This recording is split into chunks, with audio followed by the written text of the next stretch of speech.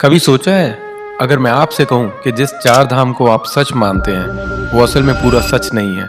अगर कहूं कि भारत के असली चार धाम कुछ और हैं और उनके पीछे ऐसे रहस्य छिपे हैं जिन्हें आज तक विज्ञान भी पूरी तरह समझ नहीं पाया।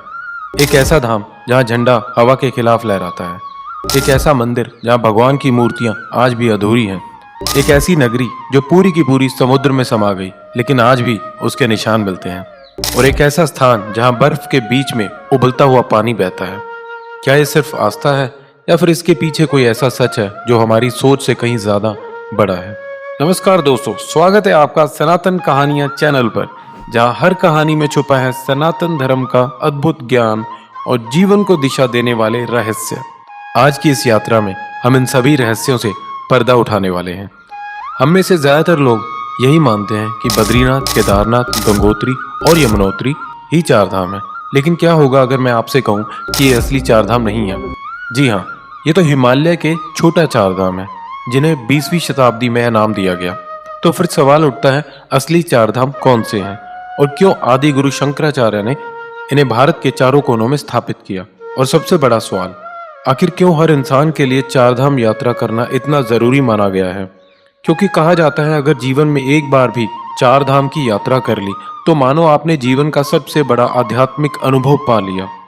सनातन धर्म के अनुसार भारत के असली चार धाम हैं बद्रीनाथ, जगन्नाथपुरी, रामेश्वरम और द्वारका। और जब आप उन्हें ध्यान से देखते हैं तो पता चलता है कि ये सिर्फ मंदिर नहीं है, ये रहस्यों के ऐसे द्वार हैं जिनका जवाब आज भी विज्ञान पूरी तरह नहीं दे पाया।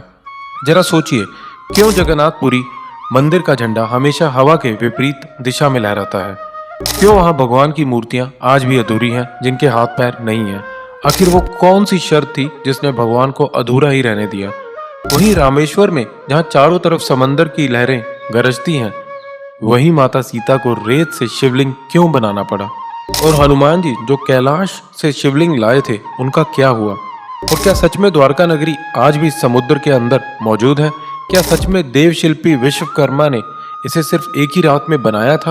और अगर हिमालय की तरफ जाएं तो विज्ञान आज तक यह नहीं समझ पाया कि यमुनोत्री में बर्फ के बीच उबलता हुआ पानी और बगल में बहती ठंडी यमुना एक साथ कैसे मौजूद हो सकते हैं। और क्या आप जानते हैं, जो बद्रीनाथ आज भगवान विष्णु का धाम है, वो पहले भगवान शिव की तपोभूमि था। और केदारनाथ मंदिर जिसने प्रलय, भूकंप और 400 साल तक ग्लेशियर की बर्फ को सहा, वो आज भी अडिग कैसे खड़ा है? और सबसे रहस्यमयी सवाल, जब इन मंदिरों के कपाट 6 महीने के लिए बंद हो जाते हैं तो फिर अंदर दीपक कैसे जलता रहता है? कौन है वो जो वहां पूजा करता है? मित्रों, ये सवाल सिर्फ सवाल नहीं है, ये रहस्य है जो सदियों से हमें पुकार रहे हैं। और इन्हीं रहस्यों की खोज में हम निकल पड़े हैं एक ऐसी यात्रा पर जहां हर कदम पर एक नई कहानी है और हर एक कहानी में एक नया चमत्कार छिपा है। साल 1926 एक अंग्रेज पर्वतारोही एरिफ श्रिस्टन ने अपनी डायरी में एक अजीब घटना लिखी। उन्होंने दावा किया कि उन्होंने हिमालय में एक ऐसे पुजारी को देखा जो हर दिन बद्रीनाथ और केदारनाथ दोनों जगह एक साथ पूजा करता था।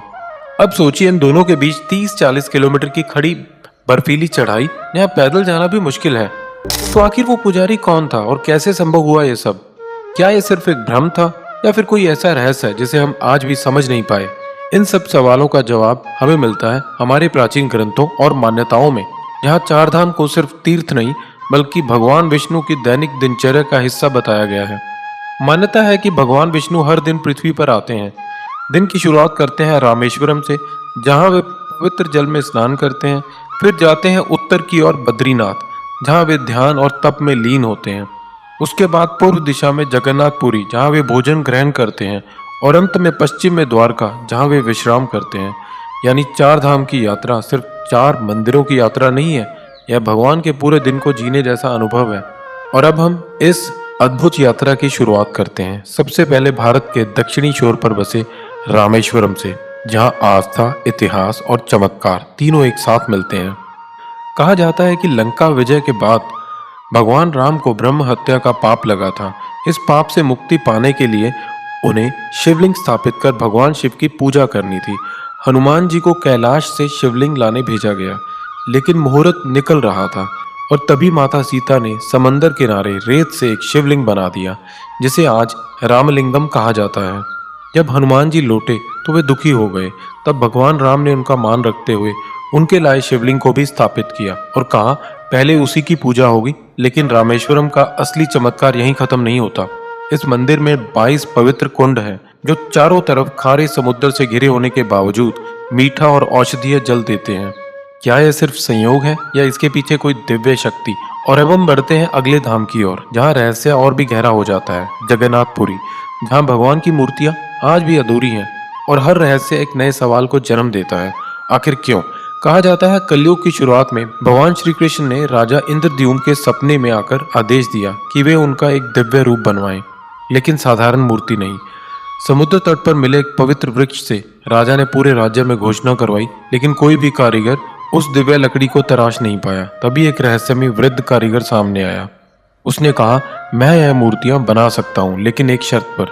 जब तक मैं काम कर रहा हूँ कोई भी दरवाजा नहीं खोलेगा। दरवाजा बंद हुआ और अंदर शुरू हुआ एक दिव्य निर्माण। दिन बीतते गए, अंदर से लकड़ी तराशने की आवाजें आती रही, लेकिन अचानक एक दिन सब कुछ शांत हो गया। न कोई आवाज, न कोई हलचल। रानी का धैर्य टूट गया। उन्हें लगा कहीं वह वृद्ध कारीगर अंदर बेहोश तो नहीं हो गया। और जैसे ही दरवाजा खोला गया, सबकी सांसें थम गई। अंदर कोई नहीं था और भगवान की मूर्तियां अधूरी थी। हाथ अधूरे, पैर अधूरे, मानो निर्माण बीच में ही रुक गया हो। लेकिन तभी से आज तक जगन्नाथपुरी में इन्हीं अधूरी मूर्तियों की पूजा होती है। क्यों?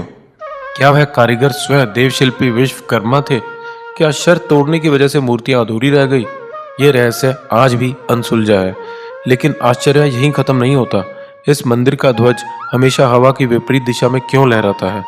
और क्यों इस मंदिर के शिखर की छाया कभी जमीन पर नहीं पड़ती? विज्ञान के पास आज भी इसका कोई स्पष्ट उत्तर नहीं। और अब हम बढ़ते हैं एक और ऐसे रहस्य की ओर जो सदियों तक सिर्फ एक कहानी माना जाता रहा। लेकिन फिर साल 1983 में एक ऐसी खोज हुई जिसने इतिहास, विज्ञान और आस्था तीनों को हिलाकर रख दिया। भारत के प्रसिद्ध marine archaeologist doctor S.R. Rao ने नेशनल इंस्टीट्यूट ऑफ ओशनोग्राफी के साथ मिलकर अरब सागर की गहराइयों में खोज शुरू की। और जो सामने आया वह किसी चमत्कार से कम नहीं था। समुद्र की तलहटी में विशाल पत्थरों की दीवारें, ज्यामितीय आकार में तराशे गए शिलाखंड, प्राचीन सिक्के और जहाजों के विशाल लंगर। लेकिन सबसे चौंकाने वाली बात यह थी, इन अवशेषों का आकार, उनकी बनावट और उनकी स्थिति ठीक वैसी ही थी जैसे वर्णन महाभारत में श्री कृष्ण की द्वारिका के लिए मिलता है। यानी द्वारिका कोई कल्पना नहीं थी, वह एक वास्तविक नगरी थी जो समुद्र में समा गई। Doctor S.R. राव ने पुष्टि की, यह वही प्राचीन द्वारिका है। कहा जाता है जब पूरी द्वारिका डूब गई तो केवल श्री कृष्ण का मुख्य मंदिर ही बचा। और आज जो द्वारिकाधीश मंदिर खड़ा है वह उसी विरासत का प्रतीक है। लेकिन रहस्य अभी बाकी है। अब यात्रा हमें ले जाती है हिमालय की गोद में, जहाँ स्थित है बद्रीनाथ धाम। अलकनंदा नदी के किनारे बसा यह स्थान आज भगवान विष्णु का धाम माना जाता है। लेकिन क्या आप जानते हैं, यह स्थान पहले भगवान शिव और माता पार्वती का निवास था। कहते हैं भगवान विष्णु ने एक बालक का रूप लिया और वहां रोने लगे। माता पार्वती का हृदय पिघल गया और उन्होंने उस बालक को भीतर ले लिया।